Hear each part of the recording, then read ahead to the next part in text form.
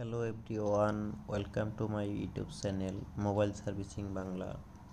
তো এই চ্যানেলটিতে দীর্ঘ অনেক দিন যাবৎ ভিডিও দেওয়া হচ্ছিল না নিজের কিছু ব্যক্তিগত সমস্যার কারণে। যাই হোক, আজকে আবার একটি ভিডিও নিয়ে হাজির হলাম। আমার হাতে যে মাদারবোর্ডটি দেখতে পাচ্ছেন, এটি একটি রিয়েলমি ফোনের মাদারবোর্ড। কাস্টমারের ভাষ্যমতে এই ফোনটি পানিতে পড়ার পরে ডেড হয়েছিল, কিন্তু ডেড হওয়ার পরে যে কোনো এক টেকনিশিয়ানকে দিয়ে মাঝে মধ্যে খুলে একটু হিট দিয়ে নিলে ফোনটি ওপেন হতো। একদিন দুই দিন চলার পরে আবার ফোনটি আগের মতো বন্ধ হয়ে যেত। তো ফাইনালি আমার কাছে নিয়ে আসলো, আমি এই ফোনটিকে খুললাম। এই ফোনটির মূলত কাজটি করা সম্পন্ন হয়েছে, কিন্তু ব্যস্ততার কারণে এই ফোনটির কোনো ভিডিও করা হয়নি। কাজটি শেষ হওয়ার পরে কিছু অংশ ভিডিও করা হয়েছে, যেটা আপনাদেরকে শেয়ার করার জন্যই। তো ফোনটি এখন আমি ওপেন করব। ফোনটি ওপেন হতে হতে কিছু কথা বলে নিই।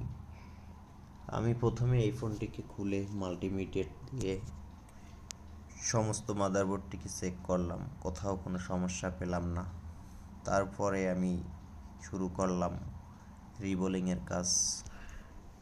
সর্বপ্রথম যেটা আমি শুরু করি সিপিইউ থেকে। প্রসেসর আইসিটাকে আমি রিবোলিং করলাম, কিন্তু কোনো পরিবর্তন হলো না। এইটার মূলত সেন্স ছিল 1 থেকে 6 পর্যন্ত উঠে, তারপর 7, 8, 9, 10, 11, 12, 13, 14 আবার এভাবে ওঠানামা করতো, দৌড়দৌড়ি করতো।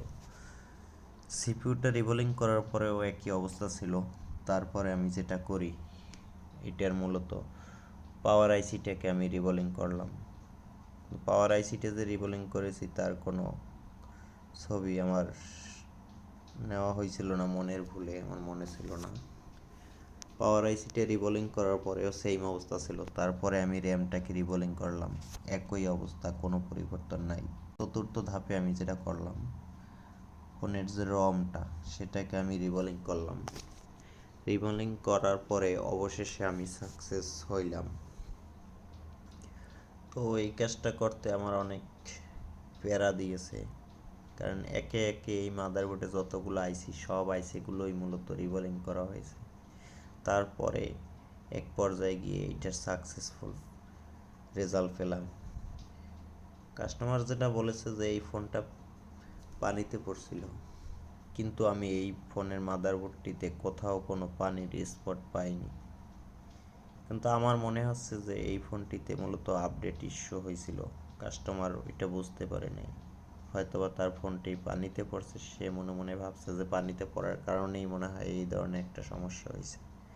তো এই ফোনটির মডেলটা হলো রিয়েলমি C31, একদম নতুন মডেলের ফোন। তো যাই হোক, এটা হয়তো বা আপডেটের কারণেই হয়েছে। আমি কাজটা করলাম, কিন্তু আমার এই ফোনের সেন্সটা ছিল উড়াদুরা সেন্স, এক কথায় উড়াদুরাই বলা যাবে। কারণ সেন্সের কোনো স্টেবল কোনো রেজাল্ট ছিল না, শুধুমাত্র 13-14 পর্যন্ত উঠতো, 6 থেকে 13-14 পর্যন্ত উঠতো, দৌড়দৌড়ি করতো। যাই হোক, যারা টেকনিশিয়ান তারা বুঝতে পারবেন যে এই ধরনের সমস্যা হলে কি করলে হবে। যারা টেকনিশিয়ান না, তারা মূলত এটা বুঝবেন না। আর আমার এই ভিডিওগুলো মূলত টেকনিশিয়ানদের জন্যই করা। তো সবাই ভালো থাকবেন, সুস্থ থাকবেন। আজকের মতো বিদায়।